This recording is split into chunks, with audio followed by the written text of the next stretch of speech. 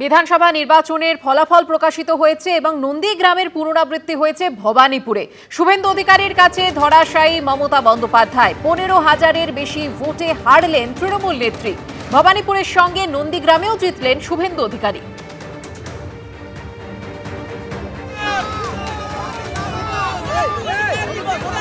2021-এ নন্দীগ্রামে হারিয়েছিলেন মমতা বন্দ্যোপাধ্যায়কে, এবার তিনি ভবানীপুরে হারালেন মমতা বন্দ্যোপাধ্যায়কে। 1-9-5-6 বেড়ে হলো 1-5-1-1-4, এবার কি 1-5-1-1-4 হলো। ভবানীপুরে হারালেন মুখ্যমন্ত্রী মমতা বন্দ্যোপাধ্যায়কে। খুব দরকার ছিল।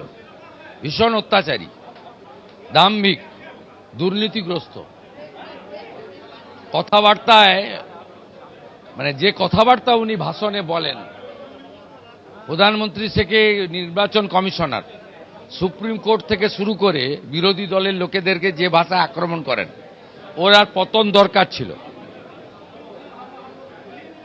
অতি দর্পে হত লঙ্কা, অতি মানে চ কৌরপা। এই অহংকারীর পতন দরকার ছিল। আজকে জনগণ এর পতন ঘটিয়েছে। এ আর উঠে দাঁড়াতে পারবে না। আর তৃণমূল যাতে উঠে ঘাস না খেতে পারে, সে কাজটা আমি করব।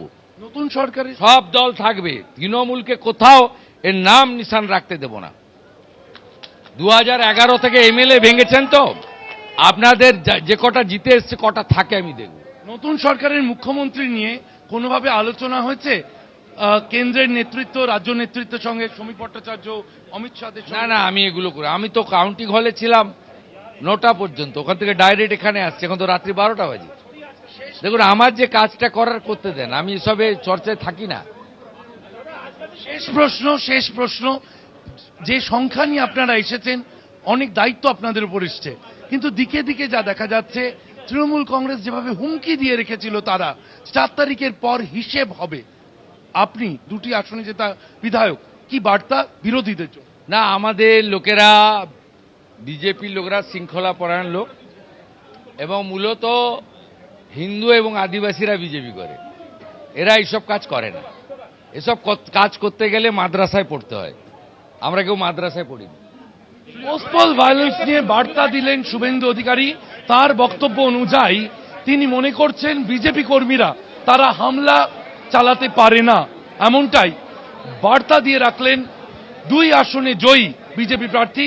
নন্দীগ্রাম এবং ভবানীপুর থেকে জয়ের পর, নন্দীগ্রামে জয়ের পর শংসাপত্র নিতে হলদিয়া এসেছিলেন, সেখান থেকে বার্তা দিলেন শুভেন্দু অধিকারী। ক্যামেরায় প্রীতম চক্রবর্তীর সঙ্গে শিবাশিস মৌলিক, এবিপি আনন্দ, হলদিয়া। এবিপি আনন্দ, এগিয়ে থাকে, এগিয়ে রাখে।